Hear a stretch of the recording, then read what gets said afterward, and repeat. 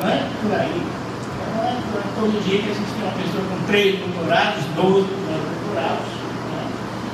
Chega a ser assustador. Uma pesquisadora, que ainda para mim é muito menina ainda, mas já tem 21 livros publicados. Uma produção incrível. Ela é presidente do Instituto Eticai e é uma pioneira no seu campo de pesquisa, porque ela estuda a problemática da inteligência artificial com foco no direito, na ética, não é?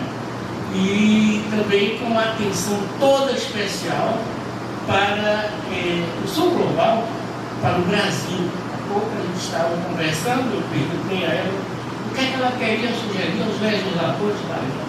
Estava me dizendo, olha, precisamos de uma legislação que regulamente a inteligência artificial, o uso da inteligência artificial no estado da Bahia, no Brasil, de modo geral, mas no estado da Bahia, em todos os estados, a legislação estadual é pertinente. Então, nós temos muitas sugestões a dar, a nossas sugestões. Não há muito que a Academia de Ciências da Bahia fez um seminário sobre inteligência artificial.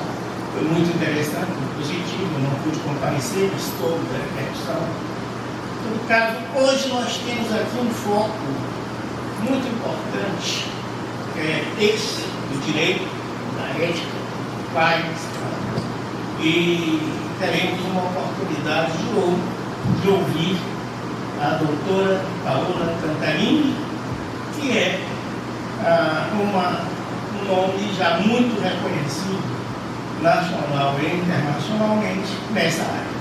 Por favor, querida Paola, com você. Muito obrigada, cumprimento a todos, é um grande prazer e uma honra estar aqui com vocês. O tema da palestra tem um tema mais formal e um subtema seria a gente falar um pouco sobre governança da inteligência artificial e epistemologias do Sul. E um subtema mais poético, talvez a gente fale em quantizar as humanidades, as ciências sociais, pensando numa nova relação entre humano, tecnologia, natureza. Pode passar para o segundo slide, por favor. E epistemologias do Sul, em que sentido? É um conceito trabalhado principalmente por Boaventura de Souza Santos. Eu tive a oportunidade de fazer um pós-doutorado com ele na Universidade de Coimbra. Ele tem um livro com essa mesma denominação e nos apropriamos desse conceito no sentido de pensar o que a gente quer dizer com epistemologias do Sul. E por que há epistemologias do Sul? Ele fala epistemologias do Sul porque há epistemologias do Norte, no sentido de pensarmos, ele pensa num eixo de opressão entre capitalismo, colonialismo, patriarcalismo e tentar formas de reagir, de resistência, como fala também Foucault, e tem alguns pontos de contato entre esses dois pensadores. O Michel Foucault vai falar, onde há poder, há resistência. E daí a gente buscar primeiro ver quais as externalidades negativas, quais os problemas apontados pela inteligência artificial, que vai muito além de bias, muito além de discriminação, muito além de afetações quanto à privacidade. Alguns documentos internacionais mais recentes apontam para esse potencial de afronta a todos os direitos fundamentais, e privacidade aqui a gente só está falando de um direito fundamental.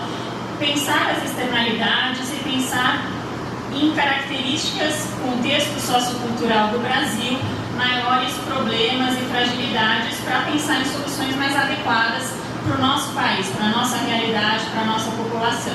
Epistemologias do Sul vai nesse sentido de pensarmos também numa inteligência artificial que seja inclusiva, que seja democrática, que ao mesmo tempo busque fazer esse balanceamento. De um lado, termos uma proteção adequada a direito, mas que isso não signifique necessariamente o que se fala, que já virou até um mantra, muitos falam, há um trade-off necessário entre proteção de direitos via regulamentação por meio de leis estatais e, do outro lado, com isso você vai obstar a inovação, obstar a competitividade internacional como se fosse um jogo de soma zero.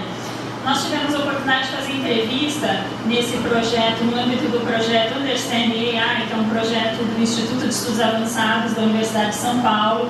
Eu coordeno lá uma equipe de governança. E eu tive a oportunidade de fazer essa pergunta para os maiores pensadores na área de inteligência artificial: Luciano Floridi, Mark Zuckerberg, Hugo Pagalo, Anka Volker. Há um trade-off necessário entre regulação e obstar a competitividade, a inovação, e todos eles foram no mesmo sentido de que não, que esse é um pensamento limitador e você não precisa pensar nesses termos, você pode balancear essas duas características. Passando para o próximo slide, daí é um resumo das minhas atividades, e o próximo slide, né, The Future is Now. A gente faz essa provocação. No primeiro momento, para a gente pensar numa moldura teórica necessária, que entendemos, interessante para a abordagem da inteligência artificial, num sentido de, mais do que pensar em conceitos e uma análise conceitual, uma abordagem analítica, e também focar no que é isto, entendemos mais criativo e produtivo, talvez pensarmos em porquê e no como. Então, por que o compliance e a governança? Por que da importância do compliance e da governança na inteligência artificial? E também, dentro dessa estrutura teórica, talvez mais do que respostas prontas e acabadas, numa análise dogmática, ou pior, um dogmatismo, achando que já temos respostas com uma estrutura de dogma inquestionáveis, ainda mais na temática inteligência artificial, não existe isso. As respostas estão sendo construídas, é um work in progress, e entendemos interessante falar mais numa zetética, que é uma abordagem própria de parte da filosofia, que dá toda uma ênfase especial à crítica, ao questionar, à criatividade, e trazemos essas perguntas iniciais, essas problematizações também, como vai falar Michel Foucault na sua filosofia do acontecimento. Então, essa pergunta e afirmação, o futuro é agora, também traz talvez essa alternativa de pensarmos a crítica, o pensamento crítico, como uma terceira via, ao invés de pensarmos apenas num sentido utópico, muitas vezes com otimismo exagerado, ou distópico no sentido de o mundo vai acabar e o ser humano não vai mais servir para nada, vai ser totalmente substituído pela inteligência artificial. Abordamos isso, uma terceira via, mas talvez um balanceamento entre essas outras duas abordagens anteriores. E também porque se fala, se você quiser passar para o próximo slide, isso, nessa revolução biolítica se fala, estamos vivendo já na época de homens, seres humanos artificiais e máquinas espirituais com alma, tanto no sentido já se apropriando da singularidade, que vão falar daí mais no futuro, onde teremos a inteligência artificial forte, que daí talvez fique mais inteligente do que o ser humano, apesar de outros questionarem, não é? Vão falar que a inteligência artificial não é nem inteligente nem artificial, mas o fato é que cada vez mais se tem valorizado, por certa parte da doutrina e próprio do capitalismo atual de dados, capitalismo da vigilância, essa racionalidade humana, e eu vejo muito essa expressão, precisamos de menos emoção e mais razão. E um dos fundamentos da inteligência artificial, que se justifica, se fala, a inteligência artificial vai ser usada porque ela tem uma neutralidade, tem uma objetividade, e vamos evitar com isso o viés, o bias que é próprio do ser humano. Vamos evitar decisões arbitrárias, decisões teratológicas, subjetivas do ser humano, pensando no direito à produção pelos juízes, né? Muitos são questionados no sentido, eles atuam com base no seu próprio viés, valores, ideologia. Só que vamos pensar assim, mais a fundo na inteligência artificial. Ela é construída com um banco de dados próprio, que está divulgado na sociedade, que é constituído de dados humanos, reflexo dos seres humanos. A equipe que trabalha com o algoritmo, que produz o algoritmo, que produz a inteligência artificial, é uma equipe humana. Não tem como fugir do bias, também a inteligência artificial. É mais um mantra, é mais uma ideologia. E um exemplo clássico nesse sentido é o Compass, esse sistema utilizado nos Estados Unidos, bastante famoso, todo mundo já deve ter ouvido falar que ele é utilizado na área judicial nos Estados Unidos, por diversos estados, para calcular a reincidência de um criminoso para ver se ele vai ter determinados benefícios. E quem calcula isso é um algoritmo e já foi considerado que há um bias racial, discriminando presos negros, são pontuados com um nível de reincidência muito maior do que brancos, indivíduos brancos com potencial violento muito maior. Isso já foi documentado, até temos um filme na Netflix, temos uma decisão judicial do estado de Wisconsin falando também sobre isso. Portanto, temos que questionar esses dogmas, essa questão da neutralidade, objetividade, e pensar também menos emoção e mais razão, mas que tipo de emoção e que tipo de razão. Porque, ao mesmo tempo, cada vez mais se usa a inteligência artificial conjugando-se com perfilização, criação de perfis individuais, e isso é juntado com marketing para venda de produtos, serviços de forma personalizada, e você consegue um resultado muito mais produtivo. E isso também é utilizado na política, com fins políticos, como já vimos da Cambridge Analytica e outras eleições que usaram essa metodologia de você traçar perfis e daí você direciona justamente no momento certo, para aquela pessoa certa, aquela mensagem certa, que você vai conseguir de forma mais fácil manipular aquele comportamento e aquela emoção. Então precisamos de mais emoção, entendemos que precisamos manter essa característica humana mais do que nunca, mas não a ponto de sermos facilmente manipulados. Se fala da captologia, que é justamente essa manipulação, que já existe no marketing, na publicidade, jornalismo, a vida inteira, mas há um potencial maior pela forma de utilização da inteligência artificial em larga escala, com uma possibilidade de virilizar determinados conteúdos e você alcançar um amplo, uma quantidade de pessoas de forma rápida e num aspecto muito maior. Portanto, já se fala também, além da captologia, hoje em dia já se fala no neuromarketing, já está sendo utilizada, a inteligência artificial já consegue olhar para as suas emoções, saber as suas emoções, os seus comportamentos, eles estão analisando a pele, os sinais da pele, os sinais do coração, os sinais neurais, tanto que de forma protetiva o Chile e o Brasil já temos, por emenda constitucional, e no estado do Rio Grande do Sul, também uma emenda à Constituição Estadual, falando num novo direito fundamental, que é a integridade neural. Então, precisamos de mais emoção? Precisamos, mas precisamos dessa autoconsciência, dessa análise crítica, e daí o papel da crítica e da criatividade também, para não sermos reféns e sabermos quais os efeitos negativos para nos protegermos de forma mais adequada. Pode passar? Aqui algumas obras do Instituto Eticai e livros ligados à inteligência artificial, a revista também, Eticai, que já está na 10ª edição. Pode passar?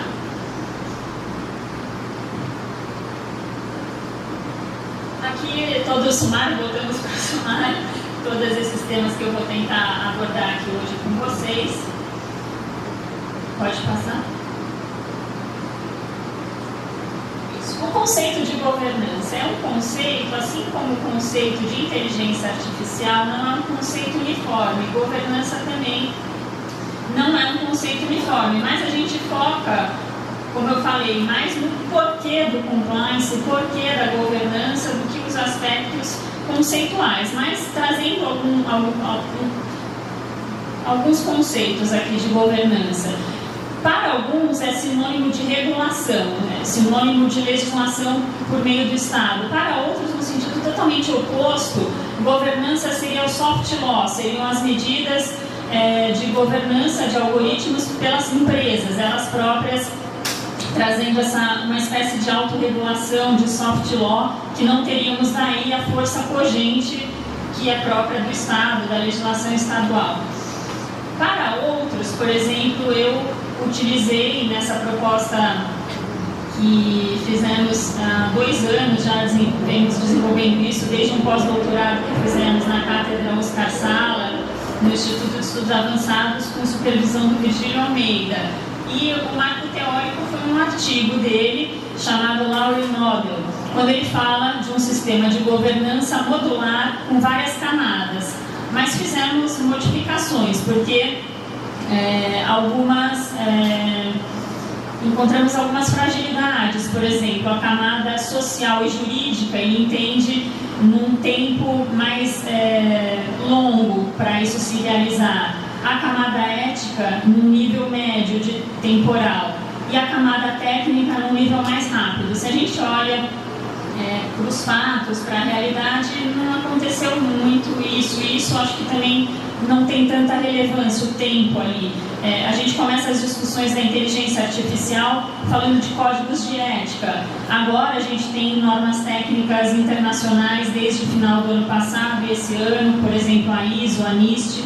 Então a norma técnica surgiu depois da ética e alguns países da União Europeia esse ano já tem o AI Act sendo aprovado e provavelmente até o fim do ano vamos ter o nosso projeto 2338. Então a proposta é de governança no sentido amplo, conjugando diversos fatores para termos uma proteção sistêmica, proativa, preventiva aos direitos potencialmente afetados. Porque aqui essa expressão que é muito utilizada pelas empresas, be fast and break things, o que quer dizer seja rápido e quebre coisas? Aqui a gente está falando de um potencial de afronta a direitos fundamentais e, por outro lado, prejuízo para a própria empresa, porque você vai estar quebrando também se tiver um dano, se tiver um escândalo relacionado à marca, ao nome empresarial, a confiança principalmente, que é um fator decisivo. Byung-Chul Han vai falar na Sociedade da Transparência, no Panóptico Digital, ele vai fazer os estudos a partir de Foucault e de Deleuze, Foucault que trabalha com a sociedade da disciplina, da normalização e da regulação, depois Deleuze que já vai falar da sociedade de controle, que também tem vínculo com a Shoshana Zuboff, que vai falar no capitalismo de vigilância, e toda essa utilização dos nossos dados pessoais, o superávit comportamental. Damos os nossos dados pessoais de graça, são vendidos, são comercializados, e é a base do Big Data e da inteligência artificial. E o Byung-Chul Han vai falar, bom, agora vivemos nessa situação do panóptico digital, quando o biopoder que foi estudado pelo Foucault é transformado em psicopoder. Isso quer dizer o quê? Quer dizer que agora todos controlam todos, todo mundo fica se vigiando, um fica controlando o que o outro faz, e esse controle é muito mais eficaz, porque é de dentro para fora, e há uma substituição da confiança pelo controle. Então, como está toda essa quebra da confiança, é importante sempre a gente pensar também como essas externalidades negativas aqui também vão estar influenciando na confiança do consumidor, do titular de dados, dos stakeholders que estão se relacionando com aquela empresa que tem aplicações de inteligência artificial. E não dá para pensar mais dessa forma, esse é um pensamento a curto prazo. Você está pensando, temos que pensar a médio e longo prazo. Temos que pensar também em como termos uma nova relação entre natureza, ser humano e tecnologia. Não dá mais para ver apenas o ser humano num sentido de explorador da natureza. E por isso que alguns conceitos vão sendo aprimorados.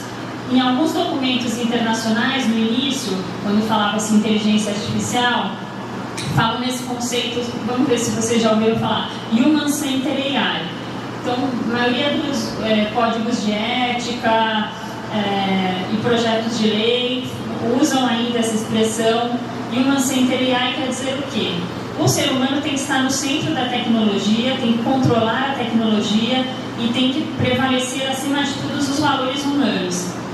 Mas já teve um desenvolvimento dessa expressão, desse conceito para o Life Centered AI, o Planet Centered AI, porque não dá para pensar em termos individuais apenas e numa chave que talvez seja ainda antropocêntrica. O ser humano ainda está no centro ali do universo, e o meio ambiente, e os outros animais, os outros seres vivos. Por isso que esse conceito do Life Center AI me parece mais apropriado para pensarmos não apenas que os danos são individuais, os possíveis danos da tecnologia, da inteligência artificial são individuais, são também coletivos e sociais.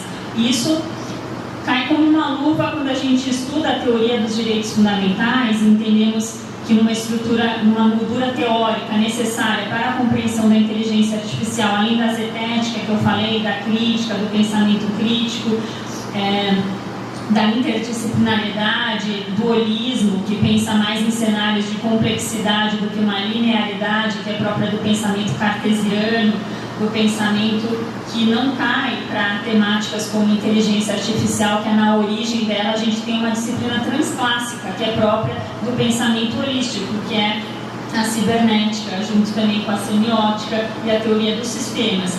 Pensando dessa forma, a teoria dos direitos fundamentais também é de suma importância, porque, como eu falei, uma das externalidades negativas, a gente não está falando só de um potencial de dano de bias, discriminação, viés e privacidade. A privacidade é apenas um dos direitos fundamentais. A FRA, Agência da União Europeia, a Agência de Direitos Fundamentais da União Europeia, num dos últimos documentos, fala há um potencial de afronta a todos os direitos fundamentais. E daí, você estudar a teoria dos direitos fundamentais é de suma importância.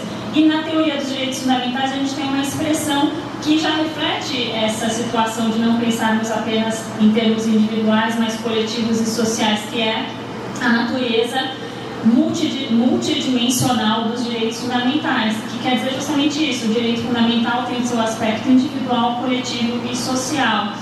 E daí também, nesse sentido, essa expressão do Human Center AI, que passa para o Life Center AI. Você pensar não em termos mais do ser humano dominando a natureza, mas no sentido, talvez, como o Bruno Latour vai falar, de uma ética relacional, no sentido que a natureza também é atuante e ela vai reagir aos nossos excessos, como nós já estamos vendo.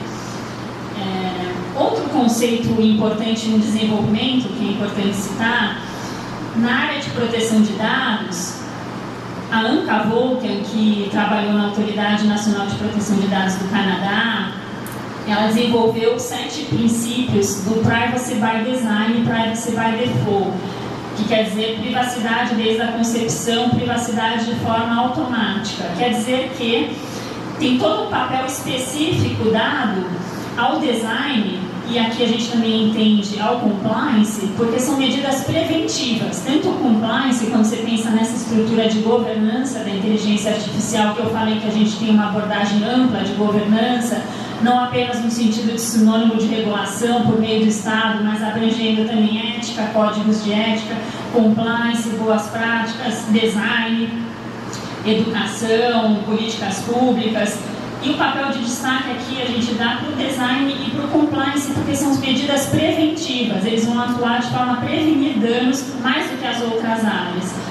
Então aqui, o Privacy by Design, que a Anka Volkan elabora lá na proteção de dados, já também é parte da doutrina, principalmente a FRA Agência da União Europeia, e poucos aqui no Brasil falam sobre isso.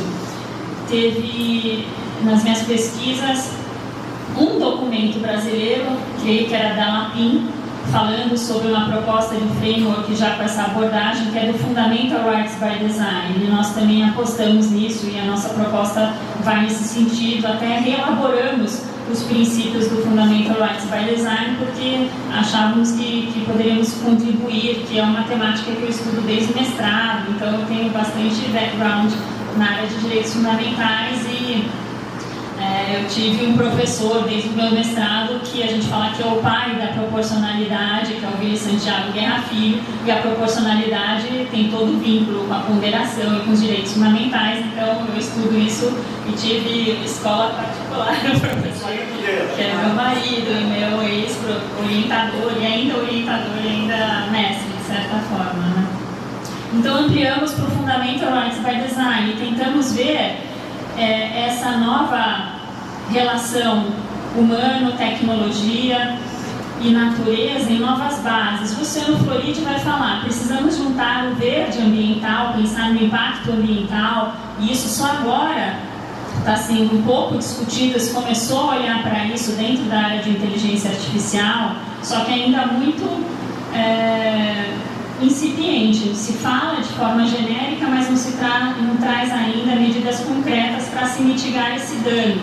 Então, o verde ambiental, que é necessário, Floridi junta com o azul da tecnologia, e daí nós propomos, vamos juntar com o vermelho, da poesis, do pathos, da emoção, justamente porque achamos que essas características são essenciais e não podemos pensar nessa chave anterior que a gente ouve falar, precisamos de menos emoção e mais razão. Entendemos que precisamos de emoção, precisamos de criatividade, de pensamento, de imaginação, e essas características de empatia e o pathos que faz agir, que faz nos termos essa vontade de ir além e de superar e de trazer propostas novas, pensando no Brasil, pensando nos problemas do Brasil, para fugir também desse mantra que a gente ouve muito, que é: não precisamos criar a roda, não precisamos trazer nada de novo. Está certo que apenas algumas pesquisas apontam, só 2,5% das pessoas têm esse papel mais inovador, a maioria tem um papel mais de status quo, já está bom desse jeito, por que vamos inovar? Então vamos copiar o que existe já no exterior, né? Mas temos que pensar no Brasil, no contexto sociocultural, as nossas características, o nosso povo, a nossa legislação, as nossas maiores fragilidades como país do sul global, porque vemos que as externalidades negativas não estão surtindo efeito da mesma forma em todos os países. Se fala em colonialismo de carbono, se fala em biocolonialismo, querendo dizer o quê? O primeiro conceito quer dizer que as externalidades, o impacto do clima, vinculado à questão da inteligência artificial, que tem um enorme impacto ambiental em termos de energia, em termos de emissão de CO2, em termos de consumo de água. Tem toda a questão lá no Chile, né, que já é um país que tem falta de água e está sofrendo ainda mais esse problema por causa de big techs que lá se instalaram e todo esse consumo de água. E você pensar de forma a equacionar essa situação e pensar nesse colonialismo de carbono que os países do sul global estão tendo um impacto maior. Tem pesquisas, tem doutrinadores já falando sobre isso, como esse próprio conceito do colonialismo de carbono. E também se fala que países com passado colonial, com passado opressor, que é a situação do Brasil, tem um maior potencial de bias também, de discriminação. Ou seja, temos pensado que o Brasil tem maiores fragilidades em termos democráticos, instituições, população vulnerável, passado colonial e, portanto, apenas copiar modelos do exterior não resolve todos os nossos problemas. Tem que pensar no contexto sociocultural.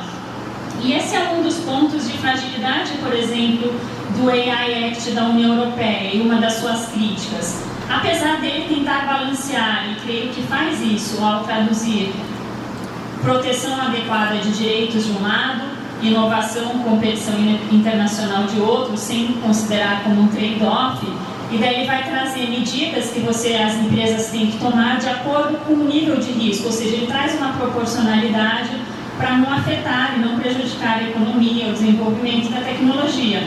Mas um ponto de fragilidade, e que a gente tentou pensar na nossa proposta para o Brasil, pensando em contextos socioculturais específicos. Não dá para você criar, me parece que é um ponto negativo, criar patamares fixos de risco, porque você daí vai estar, de certa forma, não flexibilizando o sistema e daí trair um prejuízo com o desenvolvimento da tecnologia, já rapidamente já sai daquela abordagem inicial e a legislação já entrou em descompasso. Se a gente pensa no chatbot, por exemplo, ele é considerado normalmente de baixo risco, está lá no AI Act da União Europeia como baixo risco, mas dependendo do contexto da utilização não é baixo risco, é diferente um chatbot que vai te auxiliar. Você quer uma compra de um produto, eu quero um refrigerador, ok, não tem nenhum problema, você não vai sofrer maiores danos se vier o refrigerador X, Y, Z. Agora, um chatbot na área alimentar, de distúrbios alimentares, como foi o caso da Associação Nacional de distúrbios alimentares nos Estados Unidos. Foi considerado um nível alto de risco, e daí tanto que foi tirado do mercado, né? Na mesma coisa, o reconhecimento facial normalmente é considerado de alto risco, e realmente na maioria das situações mas também ele é utilizado na parte de bovinos. Nessa área seria de alto risco? Também não se compara no caso de utilizar em casos de seres humanos. Então, seria interessante pensarmos em contextos específicos, aplicações específicas, olhando caso a caso. E isso também é toda a importância de a gente trazer dentro do compliance um procedimento dentro desse principal instrumento de compliance, que é a avaliação de impacto algorítmico, que traz um procedimento para essa elaboração, e uma das fases desse procedimento justamente há um balanceamento entre um potencial de afronta a direitos fundamentais. E esse é um campo que a gente viu também que há uma fragilidade nas propostas internacionais e que a gente poderia contribuir para o Brasil, pensando nas nossas características, nas nossas maiores fragilidades. Por exemplo, se a gente pega normas técnicas que são importantes internacionais, porque trazem uma padronização, todo mundo fica mais ou menos na mesma página, a NIST e a ISO, que são uma das duas mais importantes normas técnicas. Elas só estão cuidando de nível individual de danos, não estão tratando de meio ambiente, não estão falando de danos coletivos e sociais, falam en passant, mas não traduzem isso de forma concreta em como proteger isso, como equacionar em medidas concretas, para não ficar apenas no plano teórico e abstrato. Não falam então do impacto ambiental e não falam também a questão de danos de direitos fundamentais. Então, tem todas essas fragilidades. Inclusive a NIST coloca que em alguns casos haverá um trade-off entre direitos fundamentais. Fiquem atentos que isso poderá ocorrer, mas não damos a solução. Ela coloca a solução nas mãos das empresas, e daí é sempre essa questão: você deixar a própria empresa que produz ou utiliza a tecnologia se autoavaliar. Será que ela terá imparcialidade? Será que a gente vai poder falar na legitimidade desses documentos que estão sendo produzidos por equipes que não vão ser multiétnicas, não vão ter uma interdisciplinaridade, não vão ter uma independência? Vimos essa fragilidade na NIST, por exemplo, quanto aos direitos fundamentais, e ela fala também que o nível do risco da inteligência artificial e o risco de tolerância ao risco que aquela empresa vai decidir por admitir ou não, ela que vai decidir. Então também aqui cai numa falta de imparcialidade, porque a gente vê isso na área do direito ambiental, né? Se fala em greenwashing, daí o Luciano Floridi pega essa expressão e fala que também na base de códigos éticos, muitas empresas, cada uma criando seus próprios códigos de ética, dá ensejo a essa lavagem ética, uma possibilidade de uma lavagem ética. E também na área de compliance fala em safety washing, que é a mesma ideia. Você vai fazer uma maquiagem, um marketing, fingindo que você está mudando alguma coisa, mas na verdade você não está fazendo mudanças substanciais. Vamos passar, eu acabei esquecendo um pouco. Aqui então a primeira, né, 2 provocações, porque são mantras que eu ouço muito quando a gente vai dar palestras e estudos de colegas, né? Primeiro, não precisamos inventar a roda, já temos as respostas, não precisamos produzir nada novo, mas há um amplo desenvolvimento da teoria, do pensamento científico em todas as áreas. Por que há essa...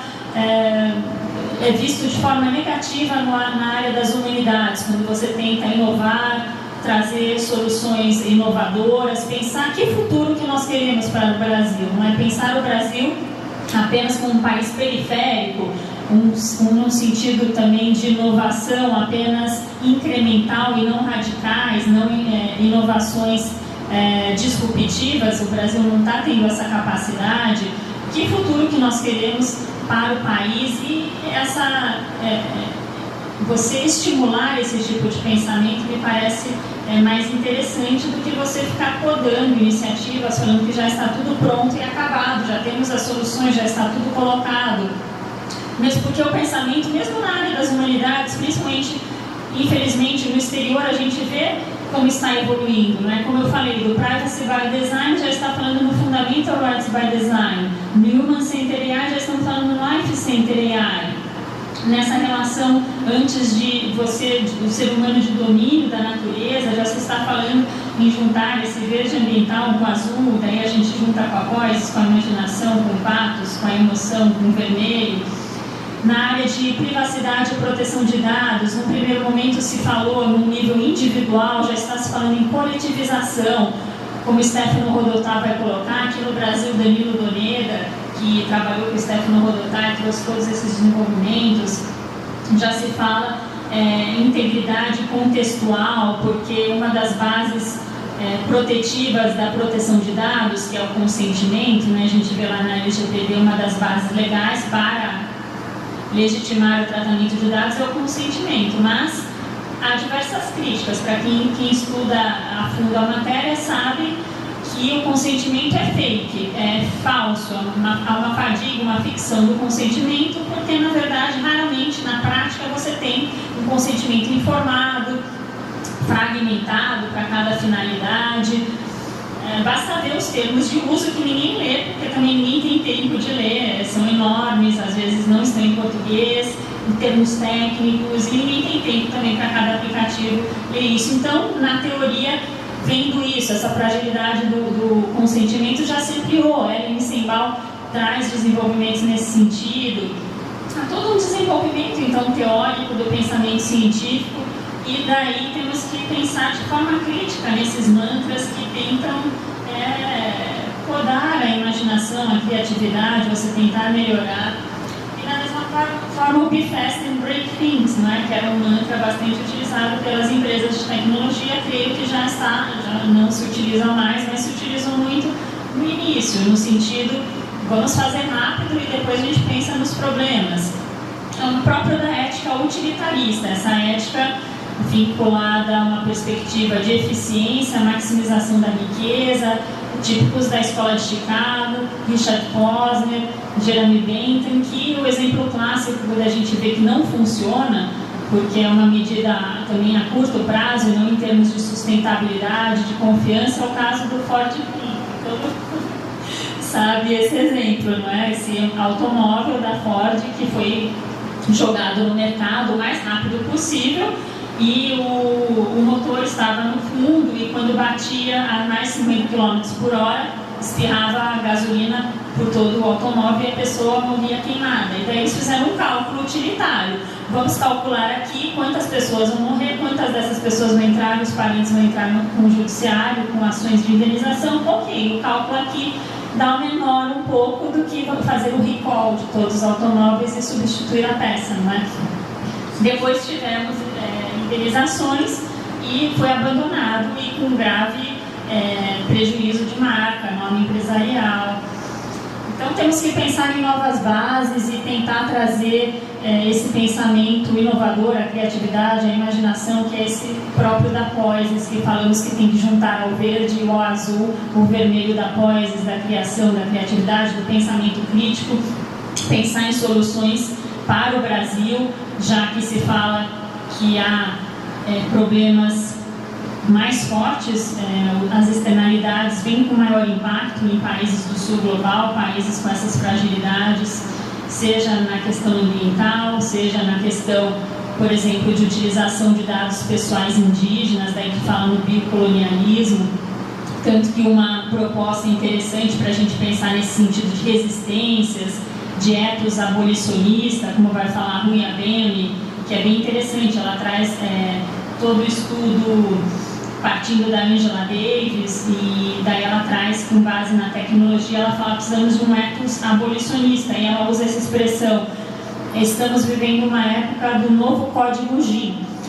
Há castas digitais que estão sendo criadas pelos que estão construindo os algoritmos, porque há uma discriminação legalizada no bias, né, de negros, de raça, classe e gênero, abrange essas três situações, não é? Tanto que cabe perfeitamente o conceito de interseccionalidade que é trabalhada pela Angela Davis justamente nessa chave, raça, classe e gênero. E esse código GIN, acho que já vou fechando mais ou menos, já estou falando há bastante tempo. É interessante, é um código que era utilizado desde a época dos trovadores, de 1834, para ridicularizar os negros em espetáculos. Era usado como Jim Crow, o termo, e depois foi utilizado, o conceito ganhou corpo como sinônimo de discriminação legalizada nos Estados Unidos, no sul dos Estados Unidos, desde 1890 a 1950. Daí ela retoma esse conceito, falando que agora temos um novo Código GIN. E ela propõe, vamos pensar e imaginar soluções, resistências, uma aplicação contra-hegemônica, num sentido também do que o Rui vai falar, técnico-diversidade. O problema não está na técnica, não está na inteligência artificial em si, mas o que se está fazendo com ela e a apropriação daí do sistema econômico, essa ética utilitarista, se é que ela vai continuar exercendo tanta influência, né? Tem outras propostas, né? Que ética podemos pensar?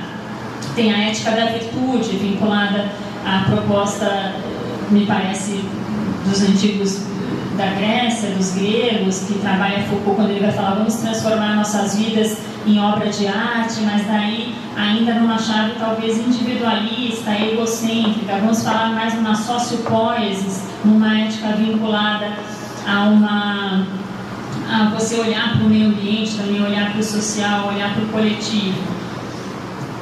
Então acho que são propostas. Quanto tempo mais? Pode avançar. Então vamos avançar um pouco mais. Aqui, né, os pontos que falamos, estamos num ponto de inflexão, estamos num ponto aí para mudar também a área das humanidades, já que a gente está falando principalmente aqui do direito, da filosofia vinculada às ciências sociais. Por isso a minha provocação no início, precisamos quantizar as humanidades, as ciências sociais, assim como também tivemos essa influência na física quântica. E parece que não houve o mesmo desenvolvimento, como eu falei, né? Inovar na área das humanidades é visto como um sinal negativo, né? Quem falou isso antes? Quem é você para trazer uma novidade? Aqui já temos as soluções prontas e acabadas. Então, como o Thomas Kuhn fala, né? As revoluções científicas, os paradigmas, falo que aqui eu usei essa expressão, estamos vivendo a necessidade de um novo paradigma, um ponto de inflexão para pensarmos em termos mais amplos, não lineares, e daí o pensamento holístico é bastante interessante porque pensa cenários de complexidade. A gente está falando que vivemos na pós-humanidade, alguns falam, né, dos híbridos, já estamos, no início eu falei humanos artificiais e máquinas espirituais, mas Gilles Deleuze e Guattari vão falar do híbrido, né, já, e algumas pesquisas vão nesse sentido. Precisamos de novas bases e um pensamento diferenciado, portanto, também na área das humanidades. E aí, desenvolvimentos que eu já vim falando no decorrer da palestra, né? Do Human Center, passamos para o Life Center, o Hervé Kempf, que fala na revolução biolítica que vivemos, com justamente essa artificialização dos seres humanos e a espiritualização das máquinas. O domínio da natureza, passamos dessa chave para se pensar mais nessa nova relação humano-técnico-natureza, Life Center AI, no sentido de um melhor balanceamento, né, que vai se opor a híbridos, justamente o metron dos gregos, que é tão importante, né, a gente vê num dos textos no Fedro do Platão, justamente os diálogos de Sócrates falando, o que será mais importante? Será o conhecimento ou o prazer? E no final do diálogo ele chega à conclusão de que em primeiro lugar está o pensamento equilibrado, o balanceamento, que seria mais perfeito do que os outros dois, até mesmo do que a sabedoria do conhecimento, e muito menos o prazer fica em quinto lugar, né? O conhecimento fica em terceiro, e no primeiro lugar esse pensamento mais de forma balanceada, equilibrada, evitar excessos, e também a própria da proporcionalidade, que se vincula tanto aos direitos fundamentais. Pode passar? Próximo. Aqui, novamente, né, esse ponto de inflexão e pensar o que queremos para o Brasil, que futuro queremos para o Brasil. Porque o Bruno Latour também Morozov, eles vão falar que há um potencial enorme do Brasil para trazer soluções inovadoras, esse papel de criatividade. Eles trazem toda essa justificativa de que as saídas serão encontradas aqui no Brasil. E o Morozov, nesse livro, A Morte da Política, na verdade, hoje em dia se fala em morte de tudo, né? Morte do ser humano, da filosofia, do direito, da política, dos direitos humanos. E ele vai falar, logo no início do livro, ele faz essa provocação. Onde estão os aplicativos para a redução da pobreza, para a redução da discriminação? Ele já faz de cara essas provocações. E também aqui no mesmo sentido de pensar o que o Brasil pode contribuir para fugir desse papel periférico e pensarmos em inovações radicais que realmente vão fazer a diferença, não apenas copiar modelos, mas trazer propostas mais apropriadas à nossa realidade, ao nosso contexto sociocultural. É importante a gente pensar também o papel do direito, porque muitas vezes se traduz o direito como mera tecnologia, alguns vão falar metatecnologia, que daí juntam com a ética, e outros vão falar totalmente na mudança, o direito atualmente visto praticamente como mera tecnologia mesmo, principalmente com o uso das tecnologias, e daí se fala em jurimetria, em análise preditiva, análise de contratos, compliance, documentos, utilizando inteligência artificial. Tanto que se usa a expressão, né, direito 4.0, direito 5.0, direito disruptivo. Richard Susskind já vai falar comoditização do direito. Mas a gente não pode esquecer desse vínculo fundamental do direito com a justiça, não é? O direito não é um fim em si mesmo, ele está ali para a realização da justiça, e como justiça é um conceito também polissêmico, eu acho interessante o conceito de justiça vinculado ao respeito à dignidade humana, que é um valor central para qualquer ordenamento jurídico que se reputa um Estado democrático de direito, e respeito a direitos fundamentais. Quando o direito não tem mais esse compromisso com a proteção de dignidade humana, com a proteção de direitos fundamentais, que seria a realização da justiça, já não há mais que se falar em direito, ele já virou uma outra coisa. Então, essa pergunta eu acho essencial, né, o papel do direito, a gente repensar o papel do direito. A Mirelle Heidebrandt tem um livro que é Smart Technologies and the End of Law. Então, ela fala, as novas tecnologias estão questionando cada vez mais e colocando o direito de escanteio, não tendo mais tanta importância, tanto que na área de inteligência artificial, durante muito tempo se falou, não, precisamos regular, a autorregulação é suficiente, para que ter o direito já vai estar atrasado, a legislação não vai ser suficiente, a legislação já vai vir atrasada, para que ter legislação? Mas a legislação vai se adaptando, vai melhorando no caminhar, assim como você pensar também como você vai querer ter uma uniformidade e uma padronização do compliance com requisitos mínimos a serem observados, você obrigar a se realizar um compliance com tais requisitos de forma prévia, como deve ser por causa da sua função preventiva, sem estar na legislação. Não tem como você forçar se você deixar apenas na autorregulação. Cada empresa vai fazer de um jeito, da forma como achar que deve, quando quer. Não é que é o caso do genocídio de Myanmar, que o Facebook faz a elaboração da avaliação de impacto algorítmico posterior ao dano. Adiantou alguma coisa? Não. O genocídio já aconteceu, não serviu para mitigar o dano, já, né, teve essa fatalidade. Então não podemos esquecer dessa questão do direito, a sua fundamentação ligada à justiça, se não pode ocorrer o que a gente fala muito na teoria do direito e na filosofia do direito.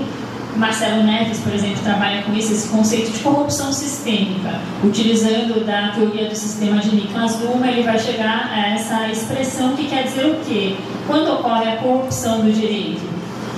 Em sentido talvez parecido com o que já Montesquieu falava, de um ilícito legal.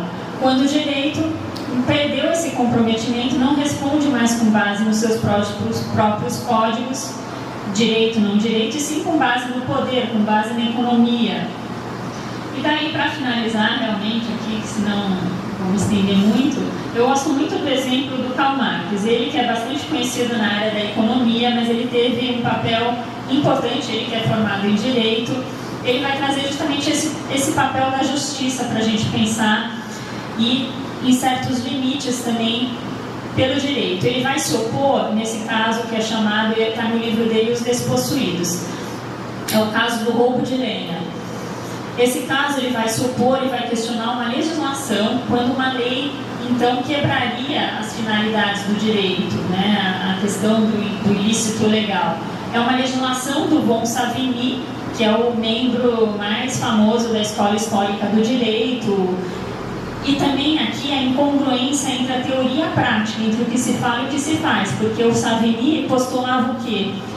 O espírito do povo, a legislação tem que ter essa finalidade, vincular o espírito do povo, e ele promulga uma lei que ia contra o espírito dos camponeses, da população mais pobre, que no caso ele equipara duas situações impossíveis de serem equiparadas. A pessoa invadir uma propriedade e cortar galhos da propriedade, ou a colheita de galhos que já estavam caídos no chão, abandonados, e essa situação era fundamental para a sobrevivência da pessoa. Já estava abandonado, ninguém estava utilizando, e a pessoa precisava para cozinhar, por causa do frio.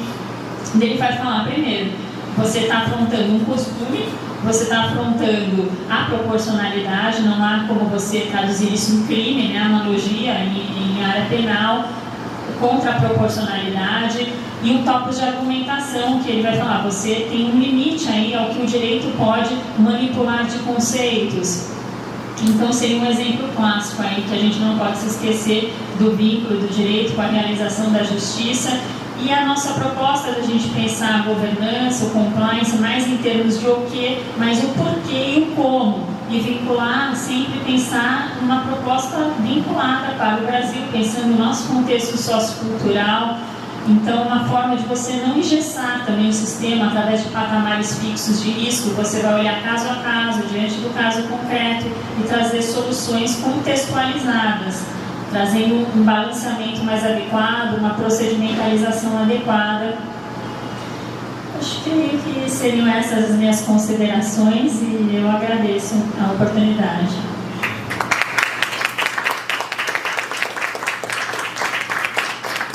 Muito obrigado, querida Paola. Eu pergunto se alguém quer fazer um comentário, uma pergunta. Pois não, por favor. Gostaria de saber, no mercado de trabalho, existe assim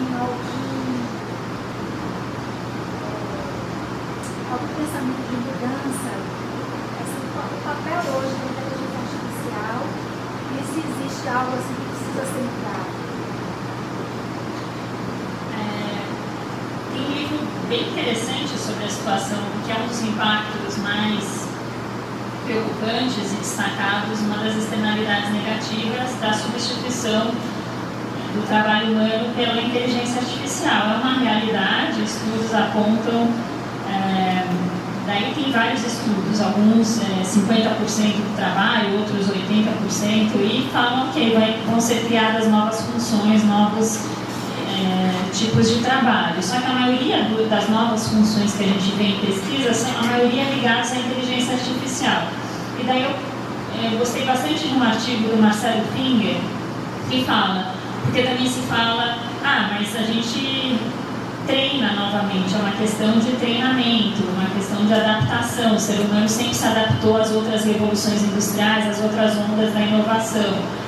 Se fala que estamos na sexta onda da inovação, uma nova revolução industrial com os modelos fundacionais, por exemplo, do ChatGPT, que podem ter uma capacidade de substituir o ser humano em muitas funções, né? Jornalistas, educadores, médicos, enfim, praticamente não sobrará muitos. Mas ok, serão criadas novas funções, ok, serão, mas depende de um retreinamento, e mais, alguns falam que é um nível universitário. Você vai precisar não apenas um treinamento rápido, mas esse tipo de investimento em tempo e dinheiro, nível universitário, como o Marcelo Finger vai falar. E essa situação é mais problemática em países do sul global também, porque o Mary Gray tem esse livro Goes to Work.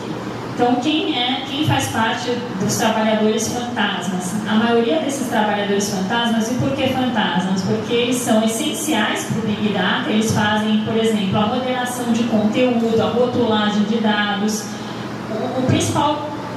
Os principais países que atuam nisso é Venezuela, Índia, Brasil e os países da África. E o Quênia, na África, é um verdadeiro laboratório. Assim, a maioria da população estava trabalhando com isso e com problemas. Acabou surgindo um problema mental grave de distúrbios, porque eles ficavam 12 horas fazendo rotulagem de conteúdo extremamente violento. Então imagine 12 horas você só vendo o pior do ser humano ali e sem nenhum benefício social, porque eles recebem centavos, né?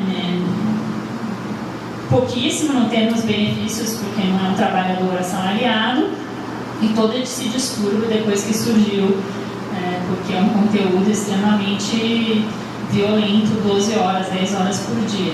Então há uma concentração desses trabalhadores em países do sul global, os trabalhadores também de plataforma, né, se fala de economia compartilhada, plataformas Uber, TaskRabbit, e também com maiores trabalhadores do sul global e sem benefícios sociais, né? E daí tem toda a crítica de diversos autores, críticas incisivas, né? Ricardo Antunes vai falar servos digitais, Harari vai falar pessoas inúteis que não vão ter mais nenhum tipo de recolocação profissional. E daí eu já ouvi, não sei se vocês viram esse filme, se não viram, é muito legal, é o Congresso Futurista, vocês já viram?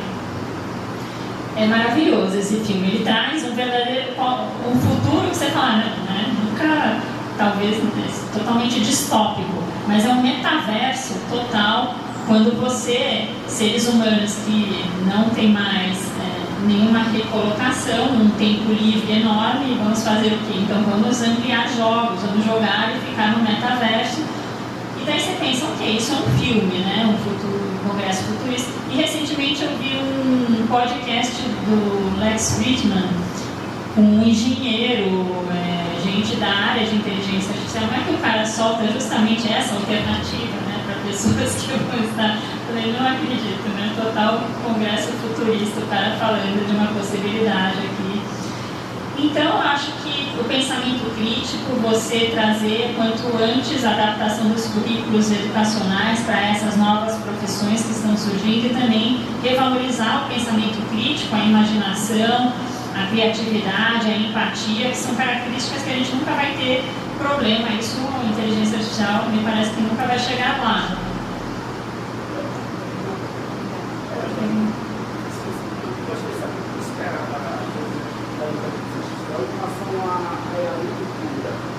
Alimentação e a medicina, né? A gente está vendo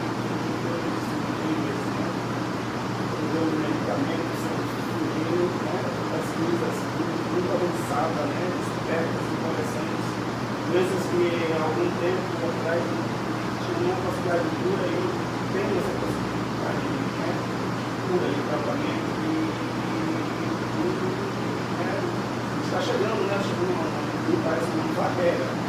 Que a impressão que não é da área, e percebe que está chegando algo diferente, que vai tomar tudo, a minha curiosidade, né? Da alimentação, da nutrição, da medicina, das técnicas novas, da cura, da vacina, né? A gente passou agora pelo Covid, eu acho que muita coisa da tecnologia tem uma contribuição imensa, né?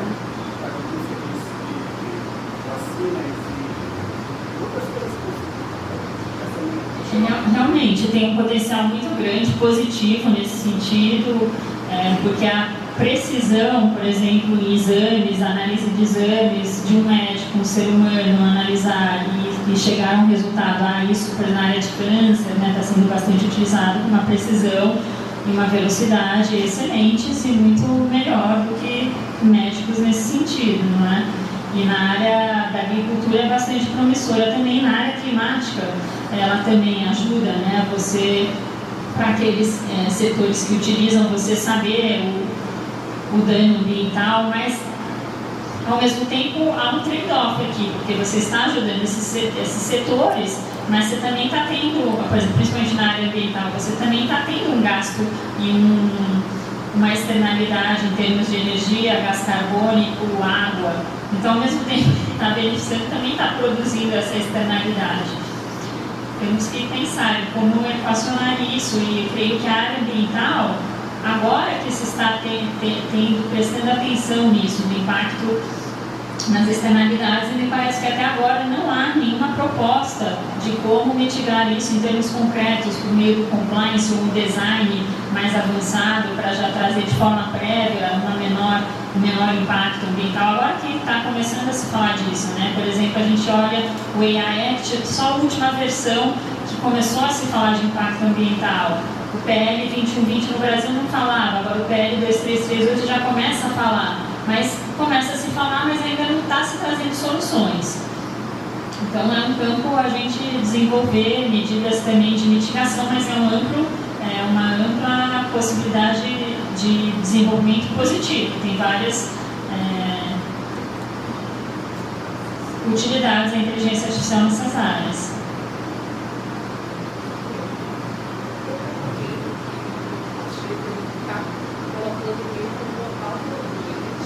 A vocação da regulação da inteligência artificial, que é a revisão por esquema positivo assim.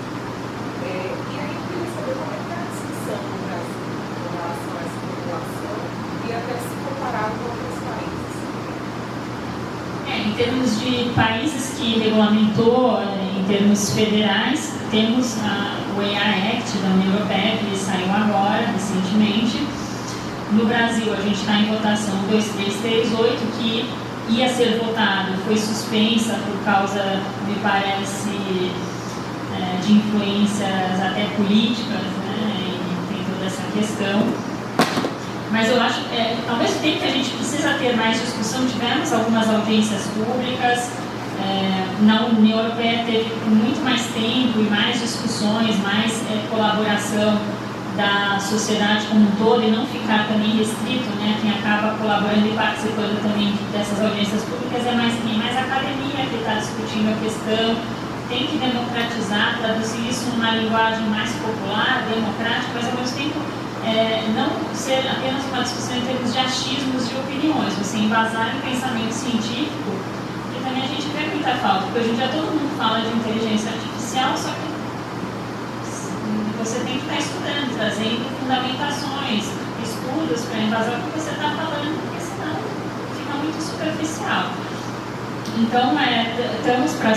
Creio que vai ser votado ao final de ano, já tivemos audiências públicas, já tivemos discussões também de alteração, por exemplo, do marco civil da internet, que está sendo discutido no Supremo Tribunal Federal, teve audiências públicas. Precisaremos de mais?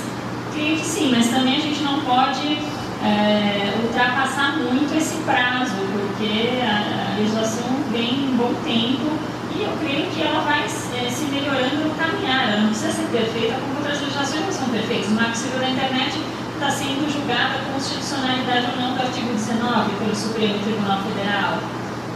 Então ela vai sendo melhorada.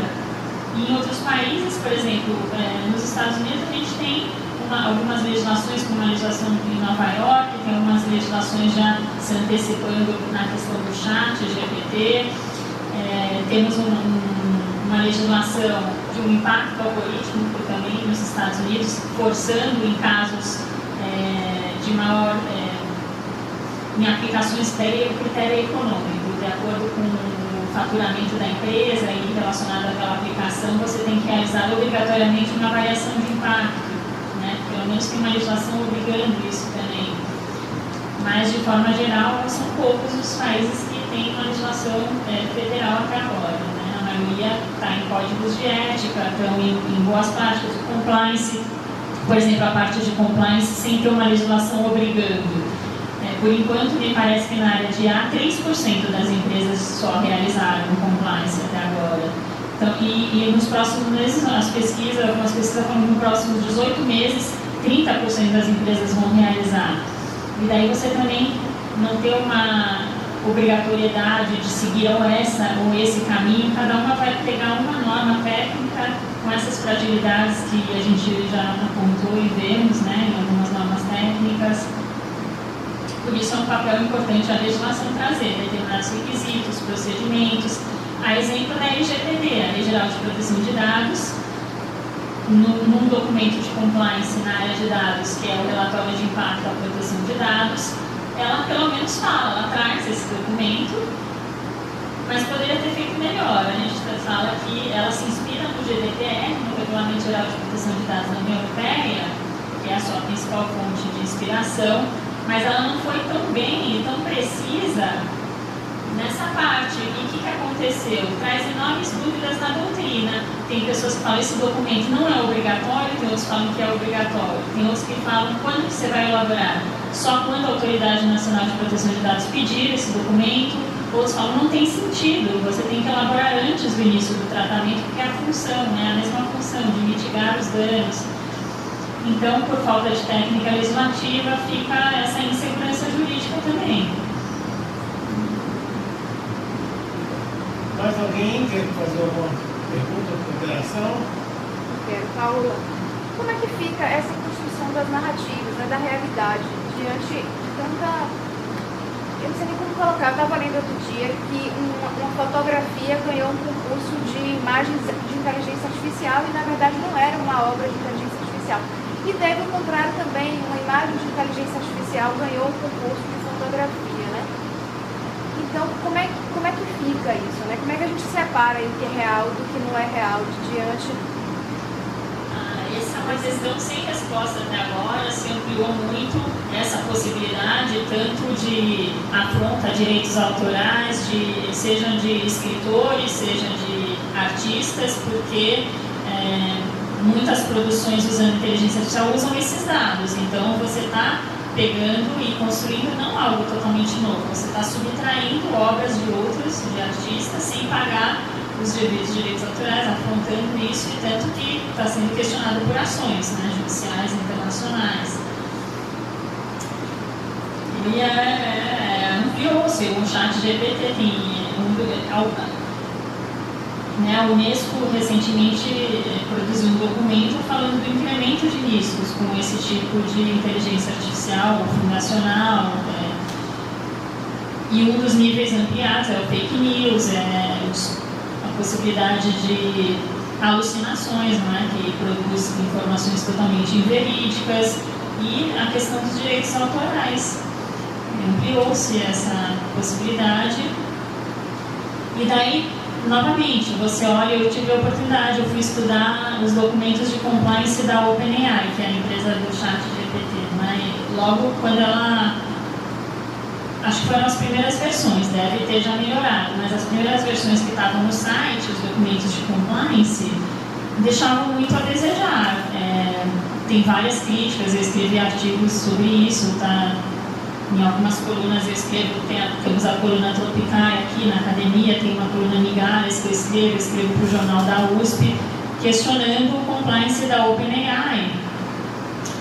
Porque se a gente olha os princípios do Privacy by Design, que um deles é a proatividade. Você não pode deixar nas mãos do usuário ter que atuar de forma... ele que tem que atuar de forma legítima para o bom uso da tecnologia. Não é o usuário, você tem que dar medidas também.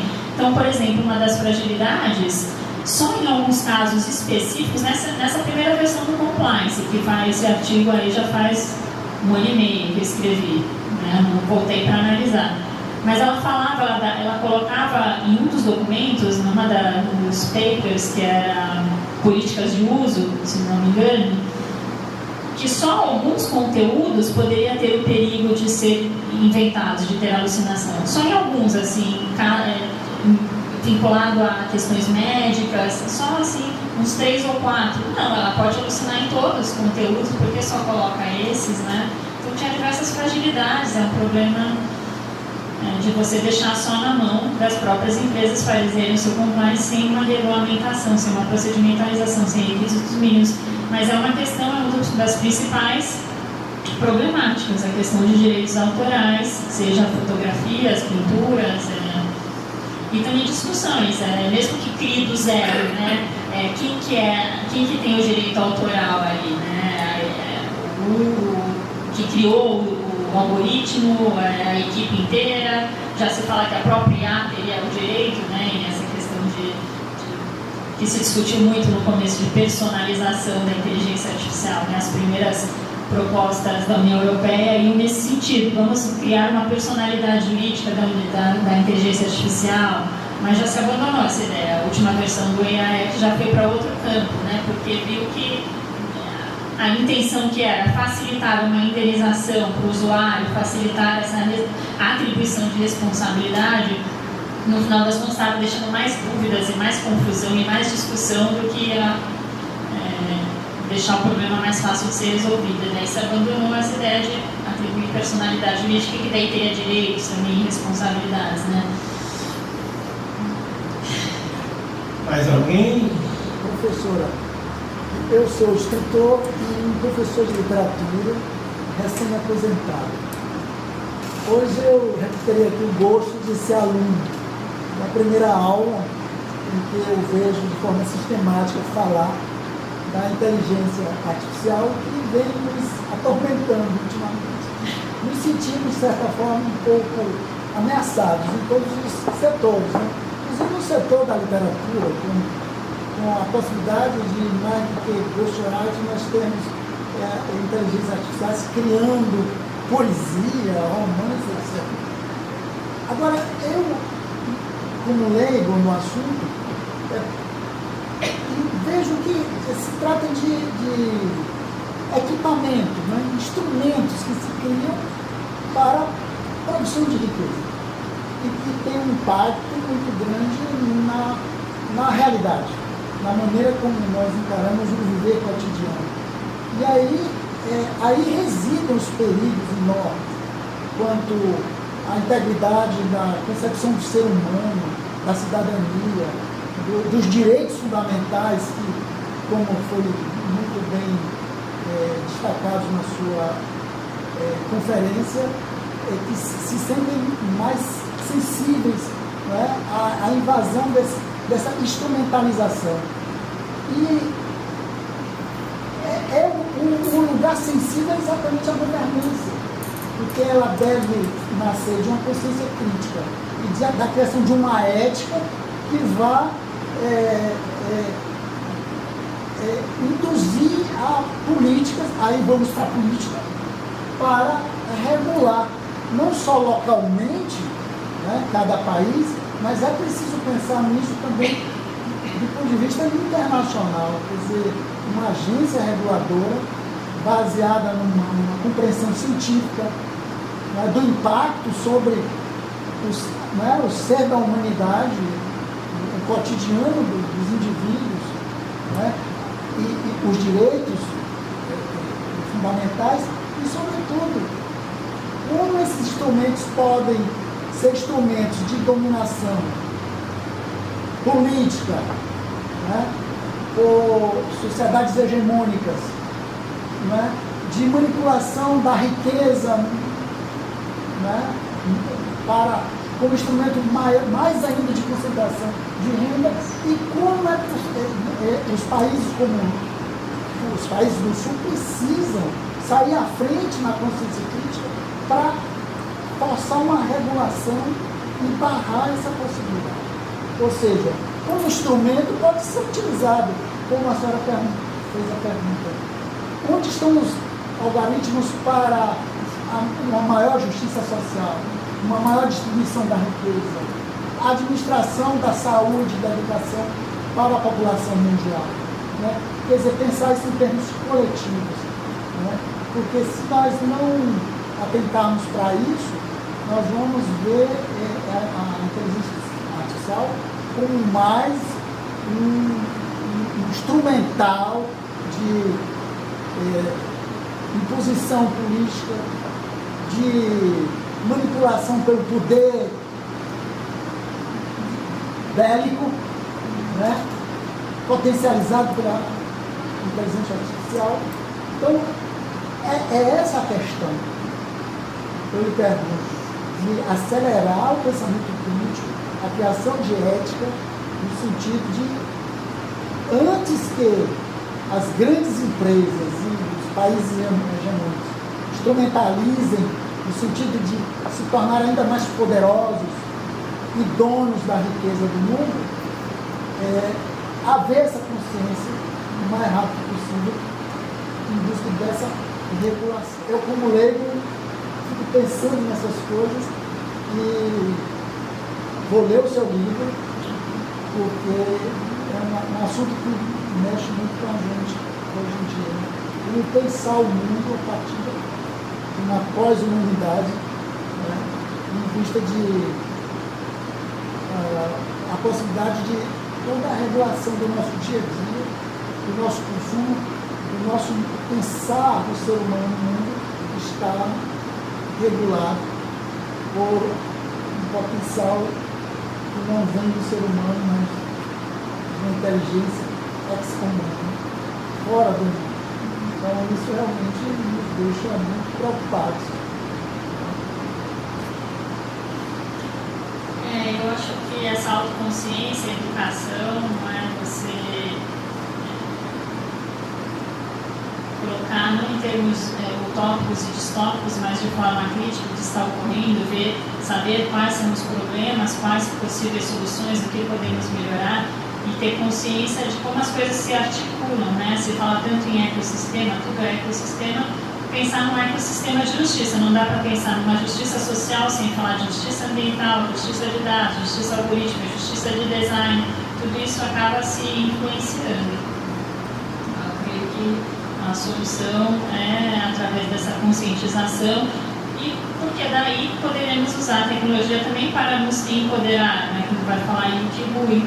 Nesse sentido, ele fala técnico-diversidade para fugir, ele faz toda a crítica ao Heidegger que só vê de um lado mais negativo, como domínio, né, ligado ao capital, mas também a gente pensar em forma contra-hegemônica da utilização da tecnologia, mas sempre pensar, eu acho que também fazer esse balanceamento que essa tecnologia está propiciando, em certas áreas, ela tem benefícios, e depois ver as externalidades negativas e fazer um balanceamento. Em algumas áreas, né, por exemplo, jogos, entretenimento, daí me parece que esse balanceamento não fecha a conta, não é? Você está utilizando uma tecnologia que está criando um muito impacto ambiental para estimular jogos, esse entretenimento que acaba sendo também vazio, viciante. Você não vai suprir a falta de sentido e vai até incrementar isso. Então acho que tem que fazer sempre essa análise. Mas alguém quer fazer? Eu fazer o comercial do AI. Sim, então nós fazemos parte do Understand AI, que é vinculado ao Instituto de Estudos Avançados da USP. Lá nós coordenamos a equipe de governança e temos diversas publicações que também tem todo um destaque especial. A gente tem um carinho muito especial por esse projeto, porque é um fórum de você conseguir publicar, né, na área de inteligência artificial, na área das humanidades.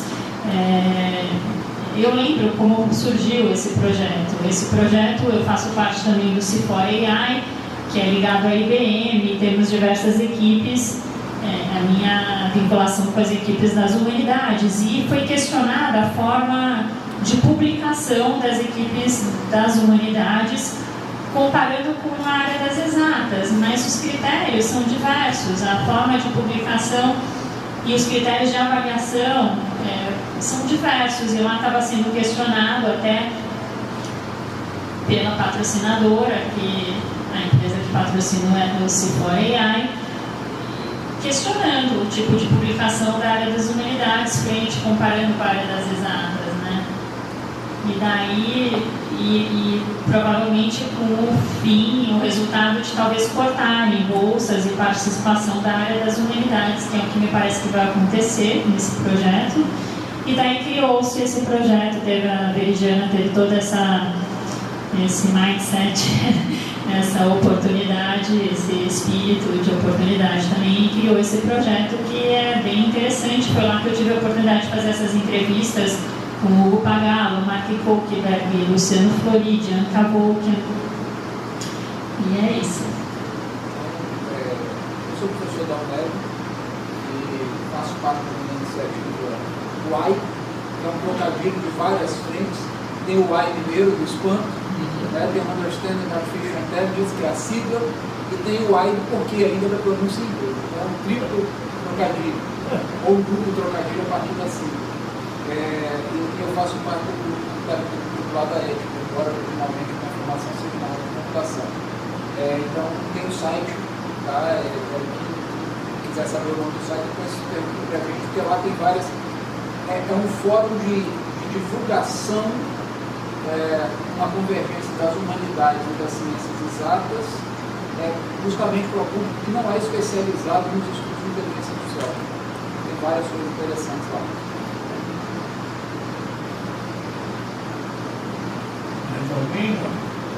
Bom, eu acho que está perfeitamente justificado, a iniciativa que tivemos, né, de chamar aqui a doutora Paula Cantarini e celebrar um acordo com o Instituto Edicai, né? Porque nós não podemos ignorar essa problemática, né? Conversando com a Academia de Ciências, também está muito empenhada nisso. Esse acordo, eu já falo aqui na Cidadã, né? São dirigentes da Academia. A gente pode estender para a Academia de Ciências e também a nossa intenção de intensificar o diálogo com nossas universidades em torno deste assunto, né? Trazer aqui para a conversação sobre essa problemática a UNEB, a UFBA, não é? Enfim, as universidades de um modo geral. Esse é um tema do qual ninguém pode fugir, não tem como ignorar. É uma coisa muito séria, muito séria. E a gente pode ver essa seriedade pelas duas reações que são as mais constantes. Uma é a reação do pânico. Muita gente em pânico com a inteligência artificial. Então, coloca pavor. Você pensa no papel dela, por exemplo, nas guerras. Enfim, é uma coisa terrível, absolutamente terrível. E outra é o entusiasmo. Nós temos uma coisa que provoca pavor e entusiasmo. Como ignorar uma coisa dessa? Como ignorar? Então, por isso que a gente está, a Academia de Letras e a Academia de Ciências, estão juntas propondo que a gente abra essa discussão. E o acordo com o Edicai, que nós queremos estender para as universidades, é nesse sentido. Nesse sentido. Breve nós vamos ter aqui um encontro, o primeiro seminário, Arte e Pensamento da Periferia. E eu já quero conversar com meus amigos da periferia brasileira de letras, foi criada recentemente, uma coisa muito bonita, e os coletivos da nossa periferia falaram para eles, olha, vamos discutir esse assunto. Isso é uma coisa que interessa a todo mundo. A situação da periferia pode se tornar ou melhor ou muito pior se a gente levar em conta isso. Quer dizer, a inteligência artificial ela pode ser um incremento do racismo, por exemplo. Não está vendo isso. A professora citou o exemplo aqui da coisa da imagem, né? E pode ser também um instrumento contra o racismo. Pode funcionar na direção de mais igualdade e também em criar decalagem, diferenças, distinções. Pode ser um meio de opressão ou de libertação. Não é? Então a gente tem, não há como a gente fugir dessa discussão, não tem jeito. Ignorar isso é a pior coisa que pode nos acontecer. E o Brasil está atrasado, não é? Eu deduzi aqui na sua fala que nós estamos atrasados em termos de regulação, de discussão, de reflexão sobre o assunto. Estamos atrasados. Então, eu quero levar essa questão também para a Assembleia Legislativa da Bahia. Na próxima visita da doutora Paola, que ela tem um plano de se tornar baiana, não é? Na próxima visita dela, nós vamos conversar com os legisladores, vamos conversar também com o pessoal da área executiva, o pessoal de direito. Eu sinto muito por ter chamado, é um pecado meu, foi minha, chamado as nossas parceiras, as juristas negras, que são nossas parceiras, que fazem um trabalho maravilhoso hoje em dia. Tenho chamado minhas amigas do Ministério Público, Cristina, Hortência, mas isso fica para uma próxima oportunidade. Ela tem que fazer um lançamento de verdade aqui, ela trouxe 5 livros, eu me aprovei com 2, não é? E temos que fazer um lançamento de verdade, eu estou pensando numa próxima vida sua, em que a gente mobilize mais e melhor as universidades e outras instituições para a gente discutir esse assunto. Ignorar é que é impossível. É impossível. É pior do que aquela coisa do avestruz, né? É uma coisa absurda, absurda. É um tema que não pode sair da mesa. A Leilton fez considerações muito interessantes sobre este assunto, muito importantes sobre este assunto. É uma coisa que nos afeta. Nos poder que afeta. Pode ser muito positivo ou muito negativo. Então eu quero mais uma vez agradecer a minha amiga, a doutora Paula Cantarini. Nós somos velhos amigos. Nos vimos hoje pela primeira vez, nós somos velhos amigos. E agradecer a ela e dizer que esperamos intensificar essa colaboração.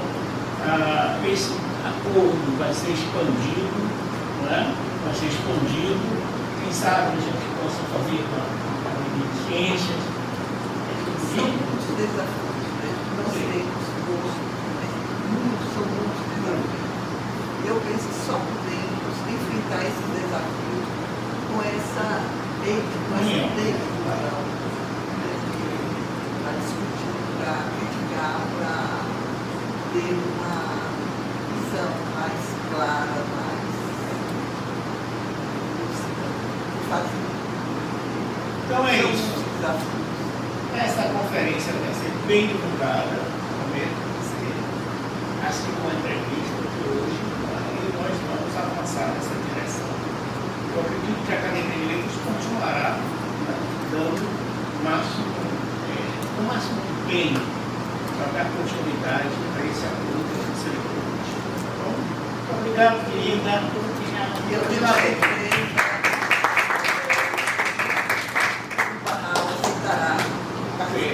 com certeza. A Academia Ciência já vem discutindo uma série de temas, né, bem atuais, bem polêmicos, bem complexos, e participar também desse projeto, com certeza, o presidente Barral voltará. Cigano está no Ceará. Cigano está no Ceará, mas a gente vai capturá-lo. Nosso tempo, 15 anos. Ele, obrigado por Paola mais uma vez, obrigado por Nina e obrigado por um assunto assim, né?